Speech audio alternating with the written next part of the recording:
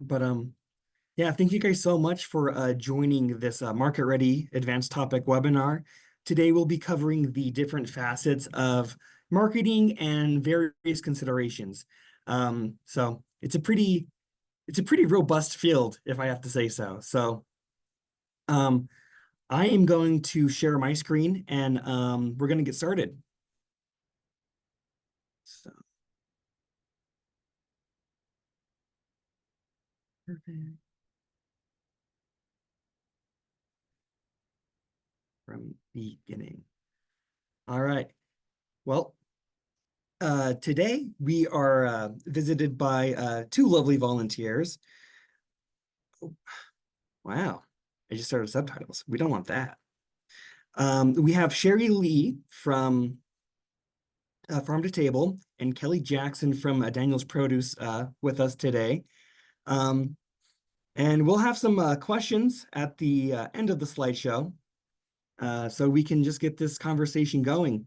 I am Timothy Thielen, and I work under the Tribal Extension Office here at the University of Nebraska-Lincoln. Specifically, I am the program coordinator for the Turtle Island Trade Coalition. You can kind of see that icon down there in the bottom right. We also have some fantastic support and help from the Center for Rural Affairs, Comunidad Maya Pixan Ixim, and No More Empty Pots. And we're all part of our Heartland Regional Food Business Center through the USDA. So I want to give a big hand to everyone who's helped put this together, and also your time, because this has been a seminar in the making since about February, I'd say.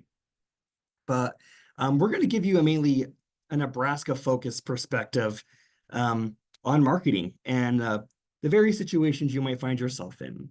So this webinar is primarily to explore marketing strategies for Nebraska food producers, whether you work with raising cattle or growing food straight out of the ground. We're all here for that. And so we're going to be looking at transitioning from your direct-to-consumer market to more wholesale markets, and also exploring other markets as well, such as farm to school, or even working getting your product in a hospital, other locations such as that. And we're going to go through the Nebraska food value chain. We're going to see how to develop effective marketing strategies, and also working with distributors, food hubs, and how you can leverage your local resources and programs. So let's dive into it. So most food chains, food value chains you'll find kind of follow this box. You have your producer, we have a few of those with us, and you have your consumer, in which all of us participate. But the path from producer to consumer can get kind of complicated. There's multiple avenues or channels that you can go through. You can have your direct to consumer. So we have an individual from Daniel's Produce with us, if you have any questions about that process through farmers markets. We have CSAs, so community-based stores. And then we have sales directly from the farm. I know there's a local place I go to basically every Christmas here around Lincoln just to go get a tree directly from the producer. Then we have intermediated channels, and you can think of these as your normal establishments, such as restaurants, schools, and of course your local grocers. You can think of places such as Hy-Vee in that instance. And then we have our wholesale channels, and these are often higher volume and larger impact. So it'll be a good stepping stone for growing producers. But that includes your classic retail chains, various food hubs such as My Turtle Island, Food Coalition, and other distributors. And so for each of these channels, you're going to have different considerations in mind. And also that's going to change how you approach and market your product to these different channels. And your main variable is going to be your volume, and that may affect your price as well. Higher volume sometimes means lower price, but depending on your production, that could be your next step forward. So we're going to go through and look at those channels that align with your production capacity and your business goals. So before you can actually get into finding someone to sell to, you have to understand your audience. I primarily work with indigenous producers who are just starting out. So I generally work on the direct-to-consumer side, getting people engaged in farmers markets or getting engaged directly selling to stores. And for those institutions, they'll usually have a higher price per unit, but a lower volume. So this is really good for people just starting out, but it can get kind of difficult as you continue to grow. So let's go through a few of those audience considerations, starting with restaurants. Restaurants are always looking to put their best stuff on display and show their skills. So they're going to look at the uniqueness of your product and the quality of your product. So you're going to have a bit more of a hands-on relationship with a restaurateur, right? So you're going to have to form that relationship with them pretty closely because you're going to be making your deliveries fairly often, and you're going to have to keep your product quality high. And they also very much they very much value your story as a producer, because when you go to buy at a restaurant, you're simply not buying a meal, you're buying the experience behind who's cooking that, and you're also buying the story behind the product that they're getting, right? So it's a lot more personal all the way through that chain.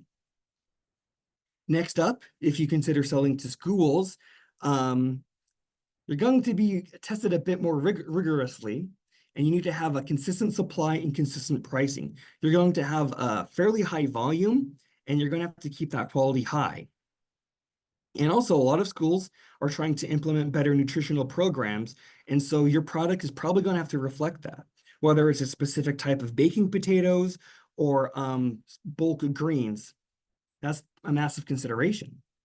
And also, they might not have a massive facility in which to process this, right? So you're going to be looking at primarily unprocessed goods such as potatoes selling to these schools. You have your grocers, and we've all been in a grocery store. You can see a lovely image up right here of a Hy-Vee, and that means your packaging and your branding has to be on point and attractive to consumers. And this may be a little bit less of a personal avenue in which to sell your product. So the main consideration here is to make it look attractive. And most people are interested in buying locally. So if you can have a local, unique product, you can really make yourself stand out in the grocery store setting. I know Hy-Vee all the time. You can find your specialty and local products there. And they often do pretty well. And then you have kind of your largest volume distributor. And yeah, you're going to have a massive volume of products. And you're also going to have to deal with a more strict food safety requirements and certifications. Because if you're distributing your product even nationally or across state lines, there's going to be a lot of scrutiny on you and your product. So that's something to keep in mind. But nothing could replace that broad market impact nationally, right? We can all think of a product that we can buy nationally, whether it be a type of apple or various types of like peaches or tomato products, right? I'm partial to Hatch chilies, and there's they're high quality, but they're under a lot of scrutiny. So when you're thinking about your audience, you have to tailor your approach. As they went through, each buyer have different needs and preferences, and that goes through the type of product you're offering, how you're going to package that material, if you your product. So if you have something that's going direct to consumer, you may not have to worry about like bubble wrap or other types of packaging to protect that. But if you're selling to a distributor, well, your packaging is going to have to suddenly get a lot more fancy to handle those demands of transportation. So these are things that are all going to affect your cost and how well you're going to do. You're going to have to develop targeted marketing materials for each of your buyer types. So if you're going to be selling to somewhere like the Hub Cafe in Lincoln, they're going to be looking for even sometimes organically produced local small scale items such as microgreens, right? And you might be getting a higher price for that and a more frequent deliveries, but it's just going to be a lower volume overall. Or if you're going to look for a larger distributor, you're going to have that constant, almost a river-like flow of product to your distributor, right? So you're going to have to build different types of relationships. and your communication with those distributors or schools or restaurants are going to be different. So keep your audience in mind. There's a lot of opportunity out there, but you have to know who you're trying to sell to. And part of that is your packaging and your presentation of your packaging. Most people don't give products a second glance, right? We're constantly bombarded with advertising. So when you're making a package, you want to make it eye-catching, you want to make it bold. You have to create that strong first impression. Because if your greens look shriveled and nasty, or even perfectly edible meat that starts to brown in the packaging, a lot of the times people will just ignore it, or stores won't give you the highest price for that. So as sad as it is, I used to work as a butcher for Hy-Vee. People will often pass over perfectly fine cuts of meats, even if they look a little bit ugly. So your packaging is really this one of the strongest selling points to your consumers. You have to make sure that your product not only looks good, but it's safe for consumption and it's fresh, right? You're going to pour a lot of time and energy into getting this right, but when you do, you're going to see it pay off. And you're going to have different packaging, as I was saying before, for different markets. In a retail setting, your consumer is directly looking at your product, right? Kind of similar to what we have going on here with your Robinette Farms, or even your certified Piedmontese beef there. Clear product information with that clear branding, a simple bird, Robinette, some pretty colors. People know exactly what they're getting. And these are smaller sizes because it's just going to a single household. Whereas with wholesale, you're going to have to make sure your product can survive a lot of transportation, and that you're probably going to be selling in larger quantities to actually go to these wholesale retailers. And your inventory suddenly becomes a lot more of something you have to keep track of, right? Because God forbid you have a recall of your product. Everyone involved in that supply chain has to know exactly where that product has come from. So your labeling is going to have to be much more clear and much more traceable. And that's something people don't think about, especially when dealing with insurance for your products down the line. And if you're going to be selling mainly in Nebraska, you have to consider the local origin and Nebraska proud messaging. We have a long and proud history of beef production here in Nebraska. And if you're selling a meat product, make that known. Nebraska is known for their beef. So, hype it up. Be part of that story. Potentially consider eco-friendly options to appeal to environmental conscious consumers, and ensure your packaging can withstand the local climate during transportation. I'm sure, as most of us know, these past few days have been just tremendously hot and tremendously humid out here. If your packaging can handle that extra moisture or keep your product fresh, you're going to get moldy fruit. You're going to get oxidized beef way faster if you're not keeping that in consideration. And also comply with your state and federal labeling requirements. That really goes without saying, but you can't make any progress if people don't trust your product. So that's the main thing I want to consider from even an indigenous perspective, is that reciprocal relationship. If you pour your heart and soul in your product and you make sure that it's quality, people will respond to that, especially in a place like Nebraska, right? We have closer communities and people get to talking, right? So going down the grapevine, you don't want to have a bad reputation. So take pride in your product and people will take pride in you. And your different markets, you'll have different marketing strategies. You can kind of see like your classic grocery store presentation here. You have your products label facing out. You have your product being rotated. So when a consumer looks at that, they know what they're getting. But if you look further down, you can see what a farmer's market might look like. It's a little bit more grassroots, a little bit more rustic in nature. So you're trying to sell two different ideas in these locations, right? When we go to a farmer's market, we're looking for that close relationship with the person selling that produce. I might want to go out and buy some honey from Iowa bee farms, right? An indigenous honey producer. And I go up there to their stand and I can talk to them face to face. I trust them in their product, and in our minds, that's higher quality. Not to say that our more classic retail setting isn't high quality, but it's a different place to immerse yourself in, right? When you go to a grocery store, we want things to be organized, we want things to clean, and we want our packaging to reflect that.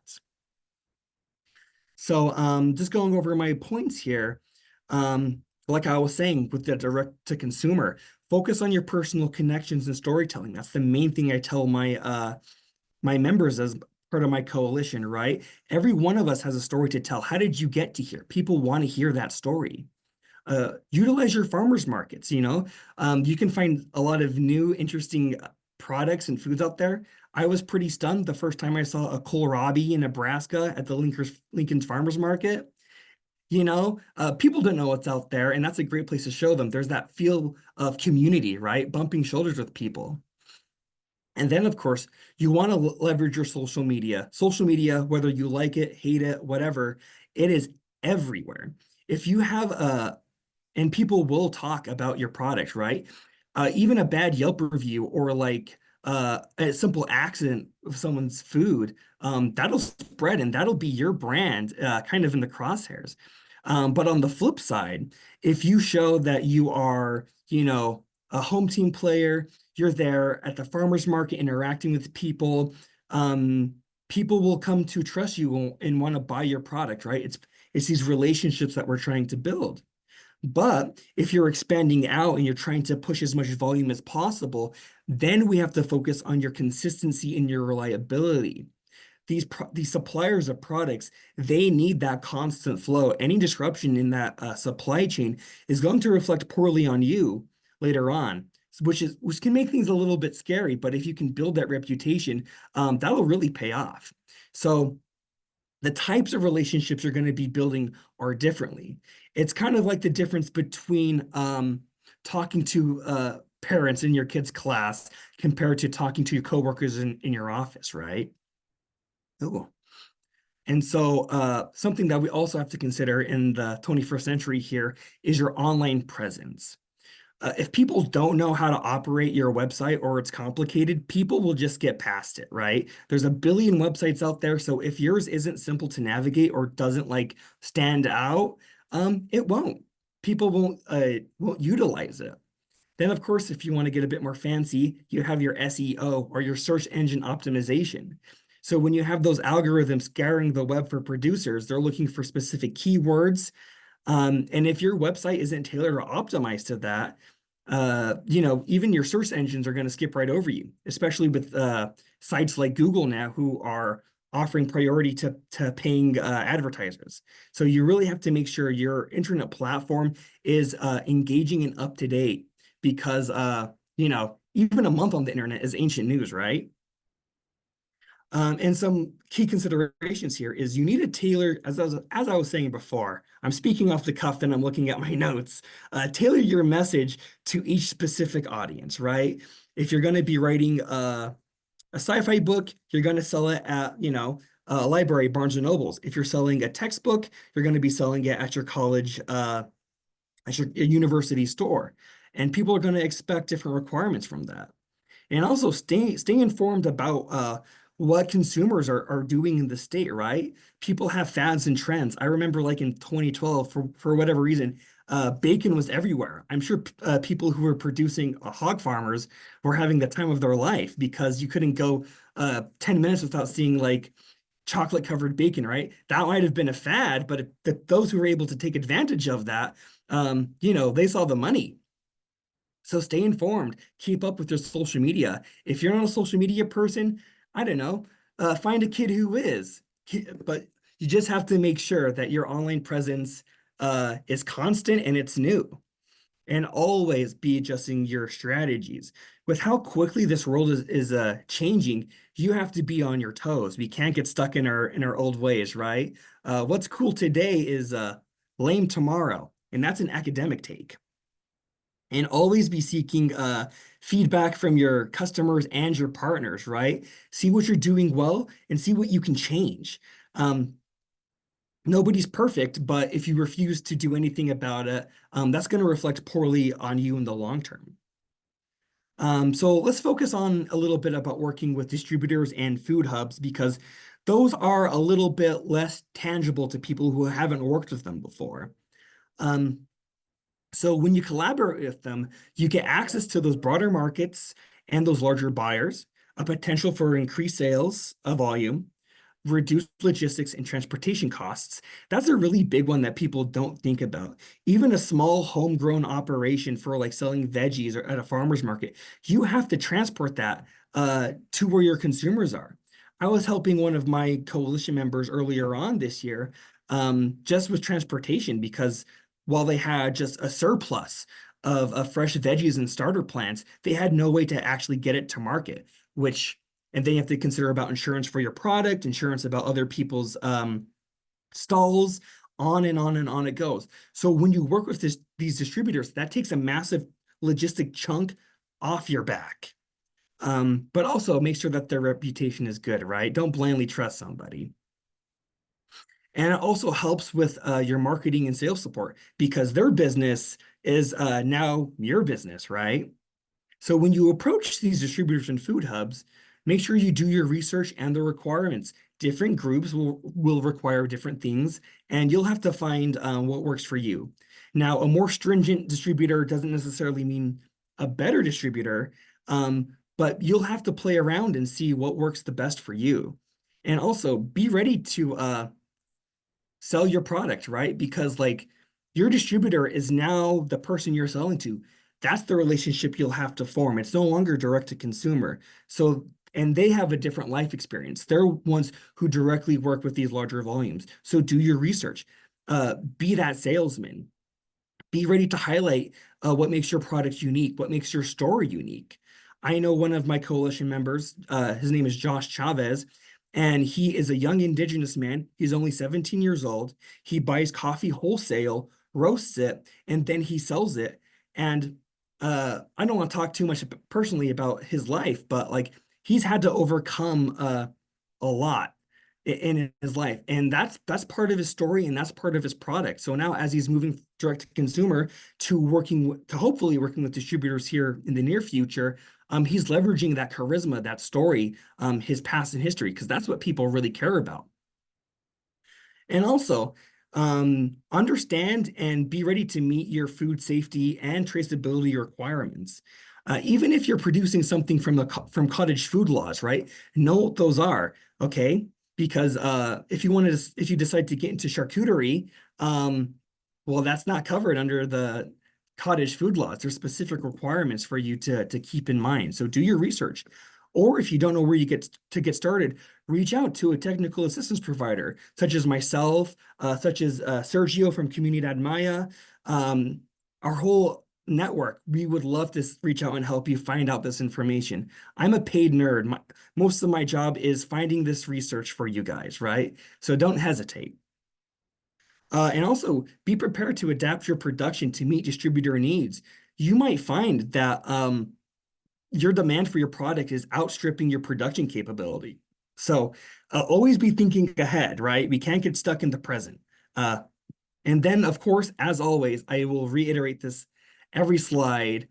Keep your communication open and build those strong relationships, right? Staying silent makes people think that you're being sneaky.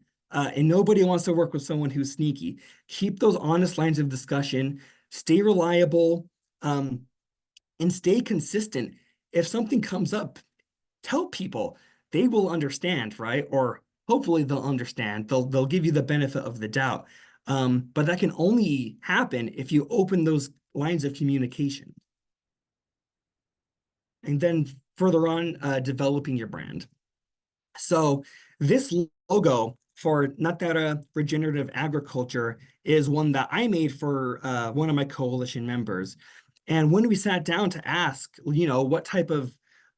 what did you have in mind for your branding, for your logo, he gave me he spoke about one of his indigenous gods of hearth and home. He talked about this big tree on his property, and he talked about the colors of that were important to his people, such as yellow, green, and red, right? So when I was making this logo, I wanted to incorporate those parts of the story, because when someone sees their packaging and they have that background of the story, your product and your branding is in the forefront of your minds. And especially in today's age with brand marketing at, literally every corner, every facet of your life, you have to stand out and your message has to be bold but simple. And that goes right into your mission statement, right?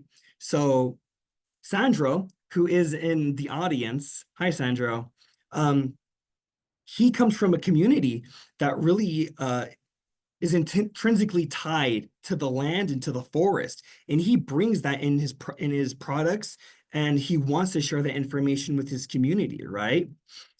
So at Natera, we believe that the health of our community is intrinsically tied to the health of our soil and the way we grow food. That's why we've committed to using regenerative farming methods that prioritize the long-term well-being of our land and the creatures that inhabit it. That speaks volumes to me as well, and other indigenous producers that I work with, right? We all care about the sustainability of our product and the ability to continue producing on our land into the future. And that's a fantastic story in and of itself. So focus on your story, then create your visual identity. You want to assure people of your product's quality.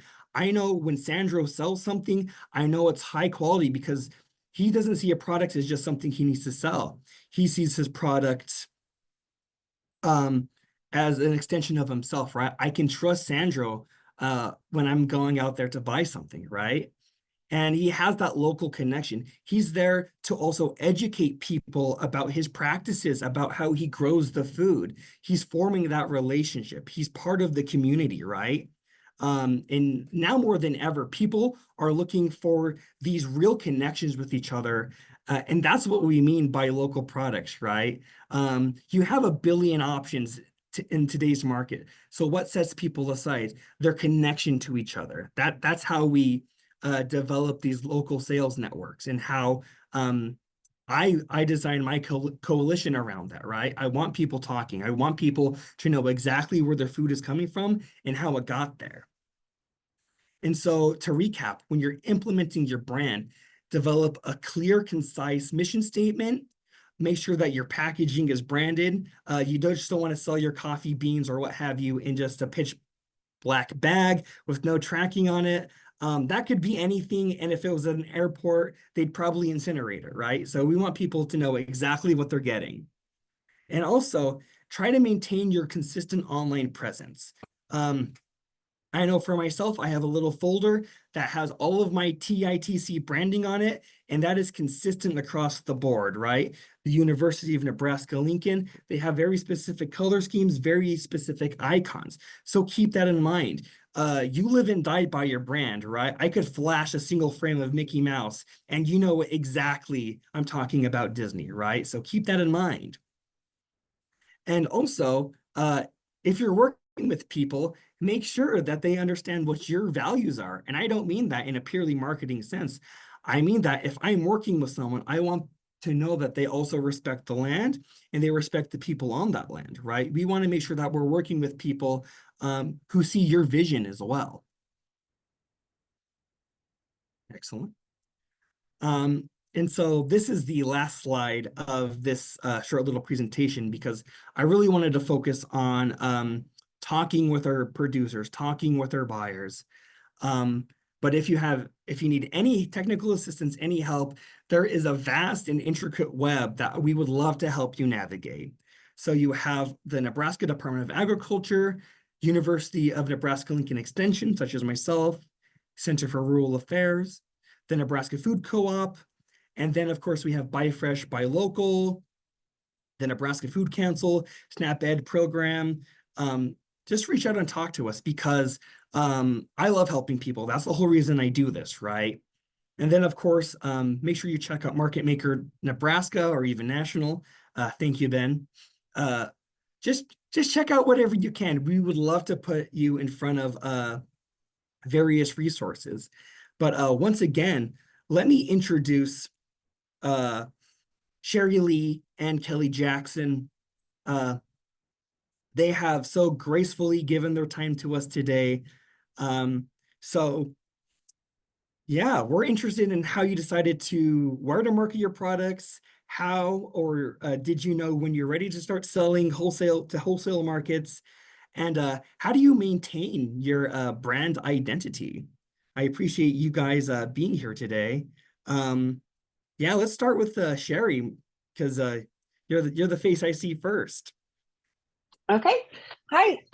Like I said, I'm Sherry Lee from Farm Table Delivery in Harlan, Iowa. We're a local food hub. We work with a network of about 50 local farmers in Iowa and Nebraska. We work with a lot of Amish farms and some refugee farmers, and we distribute their products to the Des Moines and Omaha markets. And we do everything from direct to consumer um, to distributor, wholesale distributor style distributing. Yeah. um, and so, yeah, our market, we have, we've recently become a nonprofit. And so we've done a lot of deliberate thinking about who our market is and who we want it to be, who our target is, and really our market is very health conscious. It's very locally minded. It's the consumer who wants to put money back into the community, who like you mentioned is Mm. interested in hearing the story of where their food came from. um, Someone who's interested in high quality food, probably a home chef foodie type person. If Yeah. it's a direct to consumer person, um, usually it's, maybe people who are makers themselves. Um, but we work with a lot of farm to table restaurants, retailers that are, you know, more niche market retailers, things like that. Um, and as far as knowing who to market to, that's definitely our guidance is, it's going to be people who value those things. Not everyone does, not Yeah. some people are purely guided by the bottom line, and they're going to go with Pegler Cisco, and that's fine. And we do have a lot of customers that, you know, toe the line and dip into both. Um, but our customers by far really appreciate, the relationship between the farmer and the food. And Hmm. that's important to us too. And the whole purpose of Farm Table is developing these young farmers, and I think it's beautiful. I love it. I love my job. um, so, Yeah. yeah. So we work with, um, like I said, we work with direct to consumer. So we have an avenue for folks in Omaha right now, to basically bypass a CSA. They can order small amounts from local farms without a commitment and Hmm. pick up at like No More Empty Pots or a local coffee shop once a week, which is great. They can pick up from all these different great local farms, and it small minimum order. It works out really well, and that's for the direct to consumer. So our farmers like that, they can still sell a little bit to direct to consume the direct to Hmm. consumer customer. um, but then we also obviously still sell to the restaurants, the retailers, um, and those are going to be, you know, those are going to be the higher end restaurants, the farm to table restaurants, retailers that are like a health food store, or we work with some larger health food stores that you've heard of, and then some smaller Hmm. ma and pop, kind of stores, which are great too. Yeah. And then we also do larger wholesale. So we're working with a lot of food banks right now there's a lot of really great government grants going on right now. So we work with the LFPA grant, we work with food banks all over.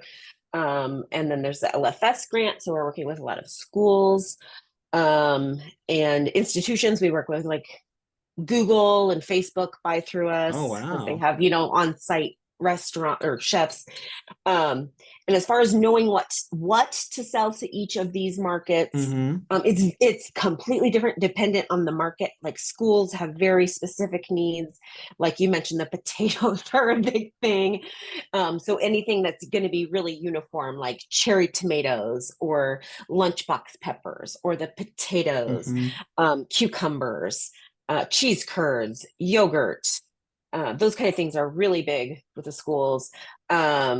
And then food banks, it's going to be potatoes, sweet potatoes, um, salad greens, meat. Meat is huge. Meat, yogurt, cottage cheese. You know, really Yeah. anything that can be in a like individual package, especially, is super valuable to them. Um, Another thing, I I'm not sure how this fits in with what I'm talking about, but I did make a note when you were talking. Um, Yeah. as a producer, it's extremely valuable anytime that you can make your items retail ready, even if you're not planning on them going into a retail store. That's valuable for food banks, that's valuable for schools, just to have them broken down in smaller units sometimes. Not teeny tiny units even, but like, a 5 pound bag of potatoes, a 3 pound bag of potatoes. um but like, we have a few producers who have gotten PLUs and barcodes on their packaging, and those that is just so easy to sell those. It is so easy to get those into so many places. Yeah. So And if I I could I can't recommend them enough. ask, yeah. Yeah. Yeah. So as someone comes up to you and as they're trying to transition into these larger markets, whether they have just been doing farmers markets for their career up to this point, Hmm. um, what are some challenges that these producers have to overcome as they begin to expand to these larger distributors? Do you have any, tips, excerpts, analogies for these producers? um, you know, we do occasionally we'll get a producer who has lofty goals of you know expanding and doesn't have like the actual volume. So it's like, do you have the actual volume? If you have the actual volume, go for it. Why not? That's food hubs exist to do this background work for you so you can just grow great food. Let us do the marketing and the transport and the refrigeration. Let us take and the billing and all this stuff for you so you can just grow great food. But as far as the prep work, getting ready, I would say, yeah, just really focusing on your packaging, making sure your packaging looks really good. Pack like you said, good packaging goes a long way. It really does. We just brought on Fathead Honey this year, and their packaging is amazing, and it is selling like crazy. And we have had so many different honeys through the years, and it's a fabulous product. Do not get me wrong. It's wonderful. But we have, like, I've been at Farm Table 7 years. We've had so many different honeys, and this is the most beautiful packaging by far. And of course, it's selling the best. Of course, Yeah. packaging matters. It matters. It really does. So, I mean, Yeah, it's hire part a of good that. designer. If you're not a great designer, hire a good designer. It's worth it. Get a great packaging. Yeah, again, or reach out back to your local extension agent because we're always looking to connect people with other people, right? Yeah. Kind Yeah. of part of orchestrating that web. Um, so I think I'd want to hear a little bit about the other side of things from Kelly, our other wonderful guest speaker today. Thank you so much for sharing your time today, Sherry. You It's bet. been wonderful to hear from Pleasure. you, and I learned a lot about your organization just in the past couple of days. So yeah, keep the lookout Great. for that. Great. Thank you so much. Okay, hi. I'm Kelly Daniels from Daniels Produce. So I guess I have a weird perspective, I guess, because I was born and raised on a farm, and so my family, this is all I know, is being a grower. And so I have that perspective. I've been going to farmers markets since I was, I think, 6 years old, getting up at 4 in the morning, getting hauled to farmers markets.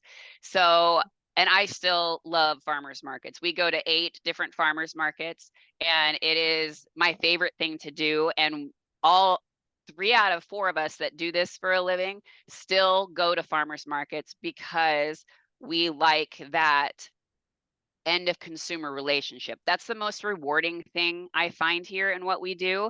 So my brother still goes every Saturday to Legacy Farmers Market. My mom she has 2 markets in Lincoln. She loves going to College View Farmers Market. That's her favorite because it starts later. And then I go to the Old Market Farmers Market in downtown Omaha. And so it has, we do wholesale too, but direct marketing is my favorite thing to do. We only do about 15% of what we do here is direct to consumer, and the balance is wholesale. And we've always done wholesale. We've gone to grocery stores since I was little, and it started out in local grocery stores where we would just take sweet corn to local grocery stores. And then as that kind of got bigger, we started going to warehouses. And then when I came back from college and said, hey, I guess I want to be a farmer and not a scientist, as I thought, it had to grow quite a bit in order to support me. And my brother came back right when I did. So the wholesale side got bigger. However, that has been, I mean, wholesale can be so crushing. And just because you don't have however many times a day when I'm calling people that I work with on a day-to-day basis, and I say, I have an extra 2, 3, 400 cases of zucchini available. And they said, well, California's coming in at $8 a box, or Michigan's coming in at $9 a box. So if you want me to buy it, you're going to have to match that price. They don't value the fact that we are local, that we are a family farm, that we are food safety certified, that we have all legal H2A labor. There is no value placed on wholesale product. It is strictly, can you match your national competitor?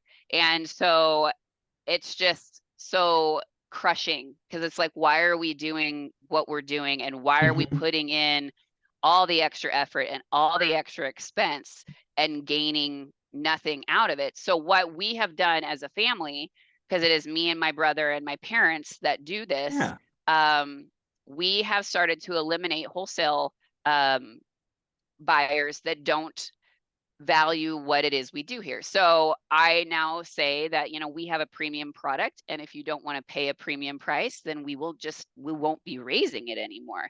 So for me and anybody starting to get in this, I 1 out of 10 would not recommend. I do not like big wholesale production. I am trying my best to get out of it as much as possible, because our family, and what aligns more with my family and our values as a farm, is direct to consumer, and wholesale clients like Hy-Vee or like Whole Foods, or there are some bigger companies out there that actually will pay you what you're worth and actually value what it is that you do here. So they're out there, but they're fewer and far between. And I am done doing open market sales, or I try to limit it as much as possible. But when there are 3 days that are 100 degrees, you get a lot of zucchini production in those 3 days. And so all of a sudden you have a cooler full of zucchini, and then you have to start calling those normal customers. You're like, I don't really want to call this guy. And you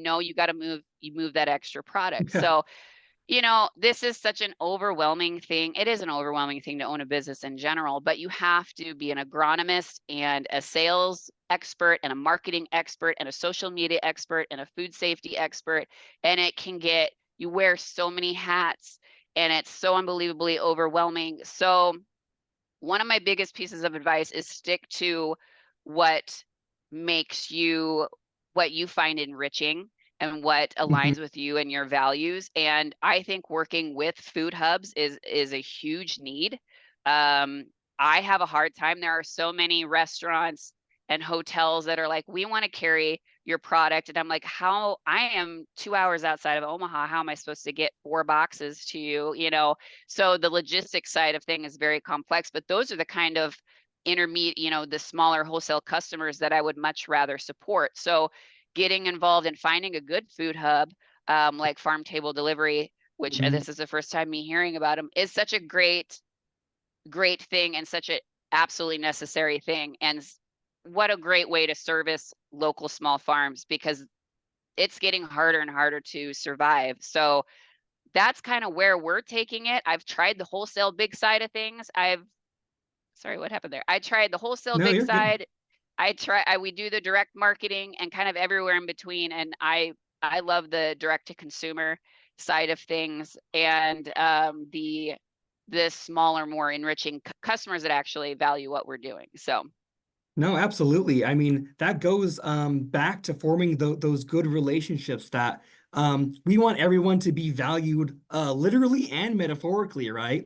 So, like you were saying, if you can't form that good, sustainable relationship with those wholesalers, and it's not really worth it to you as a producer, nothing's wrong with your direct to consumer selling. I mean, if the local population supports you and they're there at your farmers markets, I mean, you know exactly what you're dealing with there. So yeah, very, very respectable perspective, and I appreciate you telling us your life story a little bit. You know, and that further goes into that marketing aspect, right? I'm invested in everyone's story now. You told me about your trials and your tribulations, and I know exactly where you stand. So now, when I see Daniel's Produce as stand on the side of the road, I'm going to think of Kelly and her story. So I really appreciate your guys' input. I think at this time, what is it, 1:55-ish about, I'm going to open the floor to questions. I see Sergio has his hand up. So um, is there anything that you want to ask Sergio or talk about? Yeah, I really appreciate your honesty, Kelly, because I think, that should be displaced, disseminate, so much, across, not just Nebraska, but the whole, Midwest. And I appreciate your work. But second, I think, how can we marketing the price of the product? Because if you compare what you sell, Kelly, or what Hy-Vee or Walmart sell, it is different, but your product is organic, is better, much better, and I think that marketing, how we this is webinar is about marketing.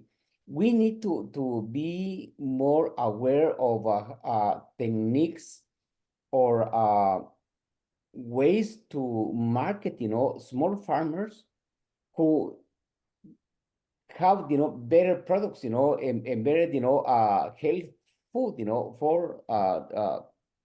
for all of us.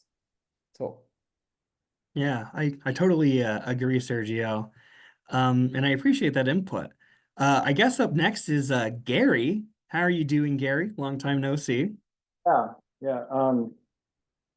Thanks, Timothy, and thanks to the speakers. And I don't know if this is a question, but just sort of a shout out to Kelly for being honest about her experiences. And I mean, she's probably on the larger end of Nebraska scale when it comes to veggies. What, around several hundred acres, Kelly? And I'm on the opposite side, like 1 acre. And so, but it was sort of amazing to hear the same types of experience, maybe at different scales, but that same struggle of constantly wearing all those hats and constantly looking for sales that where you're not just giving your product away.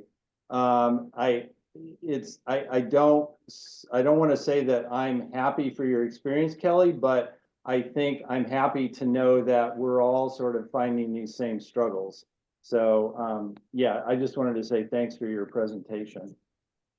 Well, I appreciate that. And so one thing I did want to mention, so my parents did this and I grew up doing this because I lived on the farm that is here. I lived here, but my kids don't live here. And I'm seriously wondering, like, I have 4 kids, 3 boys and a girl, and I don't know. I am barely holding on with this many hats and this much struggle. I am the 4th generation to be on this farm. I don't see how there's a 5th. Like, with this level of stress and this lack of profit, I would probably advise my children not to come here and do this. So I have some serious concerns as to where farming goes in 15, 20 years. How are we going to continue to do this? There's so much regulation and so much stress, and that's not the culture we're really trying to give to our children. So it's a big concern. And maybe I'm just really feeling it right now because we're in the heat of the heat of the harvest, but I think about it all the time. So No, yeah, that's an incredibly valid concern to have because um the world isn't like it used to be. So we really have to be incorporating what we like to call indigenous values, right? Thinking about our grandkids, thinking about our 7 generations down the line, right? What are we leaving for them? Well, in the future we could sit down and have a conversation specifically about that. Because I think that's incredibly valuable. So I really do appreciate your life experience and your input, guys. Um, I think I saw, what was it, Taylor who had their hand up but then put it down again. So Lily, um, yeah, Yes, I'm calling on you. I just want to share my experience with my family. Kelly, I'm really appreciate your history because it's like us. We are from El Salvador and we are living in Northwest Arkansas. And we came here like 6, 7 years ago, and we start to produce our own veggies and in a small field. But then in our 3rd year, we decide to do this in a bigger proportion, like 1 acre with my kids. And this was so amazing. It's like a generational. I'm sorry for my English, but it's like trasladar generacionalmente nuestra cultura. Sergio, si me ayudas a pasar eso estaría bien. But just the last year, we decided to start selling with the community because we started with another small business doing fresh cheese, fresh ricotta cheese, milk, and you don't have idea how amazing was this experience for my kids. Just to bring our culture here with our own way to do our product from our country, with our own seeds from our country, and it was amazing. We decided to don't do this in a bigger scale because, as Kelly said, it's so complicated to work or to compete with a big market. And we are selling our product in 2 different Latino stores, local stores, and also in 3 different restaurants. We are distributing our product there. And just the last year, we sell at least $4,000 with our product, and it was just for my family. This is really great experience. Now I have grandkids here, and they can get this knowledge from my parents. But definitely we need to learn a lot about marketing, about branding, and everything. we are doing our thing in our own way, and I think it's good. It's still good, but I know that with your help, with the help of all of you, we can grow up in a better way now. Lily, I don't think you need help with marketing because you just kind of hit on the main points of this entire presentation. Because there is your story about your family and even the seeds that you grow. I mean, that's already a part of your brand. And when we're focusing on this community supported agriculture, like that's exactly what people are looking for, right? Your ties to the Exactly. land. So Exactly. And sorry, and when people know about the importance of to bring this kind of fresh product without any hormone, without any chemical thing, with our own seed from our countries, they pay that we deserve to get for this product. So it's amazing. I think I really appreciate to be part of this group. Yeah, I would definitely recommend getting in touch with Sergio or myself because yeah, you have a fantastic story and we definitely have a lot more to talk about. However, we are a little bit over time. So once again, I just wanted to really shout out Sherry and her farm to table delivery. That is just a fantastic service and frankly indispensable. It helps bridge that logistical gap that if you haven't done that before, just be glad Sherry is there to help you with that. Happy to help. Yes. And secondarily, Kelly, your frank and honest experiences go a long way because people learn the most from our own lived experience. So I really appreciate those insights. And this presentation couldn't happen without the help of my team, Sergio, Ben Jewel, Kirsten. I apologize if I'm forgetting one of you guys. You can bring that back up to me. But later on, that'll be after this recording. But I just want to appreciate everyone's time today. I know it's a lot to cover in a small amount of time, but don't hesitate to reach out. And I think I'll let Ben have some final words here before we all get going. Was there anything you wanted to say, Ben? Yeah, thanks, Tim. I appreciate it. No, I really appreciate the speakers joining us and everybody joining the webinar today. We have recorded this, so we will share out the recording afterwards. We have a third webinar coming up in August that's going to cover packaging and labeling for wholesale marketing. So I encourage you to come to join us for that one as well. And our Heartland Regional Food Business Center website, heartlandfoodbusiness.org, has lots of resources, information on our Business Builder Subaward grants that'll be coming out August 15th. So for you producers, up to $50,000, no matching requirements, help you reach some of these new markets with your products and things like that. So please reach out to us through that website or to Tim and I. We'd love to help you kind of think through a project plan or some ideas for receiving that funding. We really want to get as much funding out as we can here in the state of Nebraska. So appreciate everyone's time, and I hope you'll join us for the next webinar. Thank you, Sherry and Kelly. Really appreciate it. All right. Yeah. I guess I'll see you guys all at the next one, a couple of weeks from now. But yeah, thank you so much for your time, everyone.